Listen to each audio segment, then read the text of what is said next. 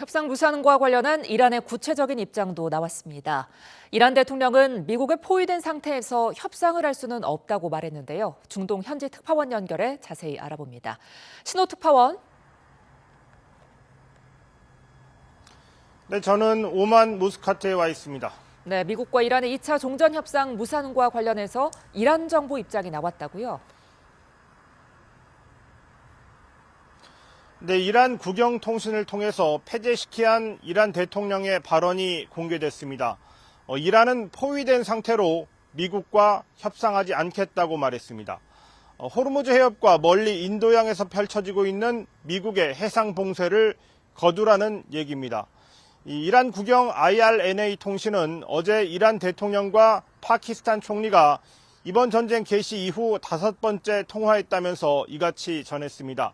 이 페제시키안 대통령은 미국이 해협 봉쇄를 포함한 이 적대 행위를 중단하지 않는 한 대화는 진전을 이루기 어렵다고 말했습니다. 미국의 해상 봉쇄 강화가 외교를 가로막는 장애물이라면서 대화와 협상에 대한 메시지가 전달되는 상황에서 봉쇄 강화와 압박은 신뢰 형성을 왜곡시킨다고 강조했습니다.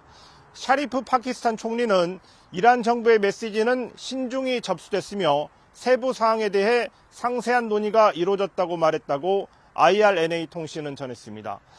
미국은 지난 11일 이란과의 첫 종전 협상이 결렬된 이후 이 호르무즈 해협을 밖에서 차단하고 봉쇄 범위도 인도양까지로 확대하면서 압박을 최대로 끌어올리고 있습니다. 네, 결국 미국의 봉쇄를 풀어야 2차 종전회담에 나갈 수 있다는 뜻인데 어제 미국 협상단을 기다리지 않고 오만으로 떠난 이란 외무장관, 다시 파키스탄을 방문한다고요? 네, 그렇습니다. 이란은 처음부터 이번 주말에 미국과 직접 만날 계획은 없다는 입장이었습니다. 자신들의 요구사항과 우려를 파키스탄을 통해 전달한다고 밝혔는데요. 이 트럼프 대통령이 협상단을 보낸다고 했지만 이란 입장에서는 원래부터 예정에 없던 만남이었습니다.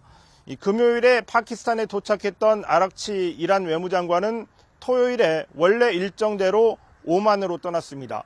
떠나면서 자신의 SNS에 파키스탄 방문에서 수학이 있었다면서 이란은 이번 전쟁을 영구적으로 종식시키기 위해서 실현 가능한 틀에 대한 입장을 제시했다고 적었습니다.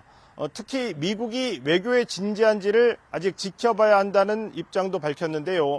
이 파키스탄을 사이에 둔 미국과 이란의 이런 식의 대화는 계속 이어질 것으로 보이는 게 이 아락치 장관이 오늘 다음 방문국인 러시아로 가기 전에 다시 이슬라마바드에 내린다고 합니다.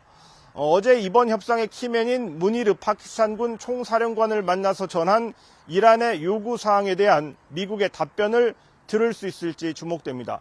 아락치 장관과 일정을 함께했던 이란 대표단 일부도 테헤란으로 돌아가서 정부와 협의한 뒤에 오늘 밤에 아락치 장관과 이슬라마바드에서 합류한다고 이란 국영통신은 전했습니다. 당분간은 직접 협상은 어려워 보이고 중재국인 파키스탄을 통한 이 간접적인 협상을 통해 종전회담의 조건과 의제를 맞춰 나갈 것으로 보입니다. 네, 미국과 이란의 종전 협상은 이스라엘과 레바논의 휴전 상황에도 영향을 주는데요. 트럼프 대통령의 3주 휴전 선언에도 교전은 계속되고 있다고요? 네, 맞습니다. 이스라엘과 레바논은 국경을 맞대고 있는데요. 접경 지역인 레바논 남부 지역에 대한 공격을 이스라엘은 멈추지 않고 있습니다. 이스라엘 군이 어젯밤에 이곳을 잇따라 공습했다고 레바논 국영 언론이 전했습니다. 오전에도 이스라엘의 공습에 적어도 6명이 숨지고 17명이 다쳤습니다.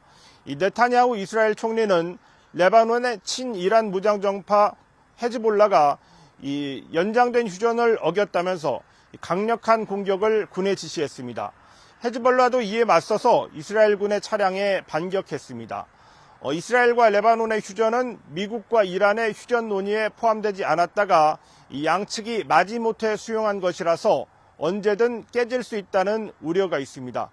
지난 18일부터 열흘간 휴전에 돌입했고 이 트럼프 대통령이 그제 이걸 3주 연장한다고 밝혔지만 이 휴전이라는 말이 무색할 정도로 무력 충돌은 계속 이어지고 있습니다. 지금까지 오만 무스카트에서 YTN 신호입니다.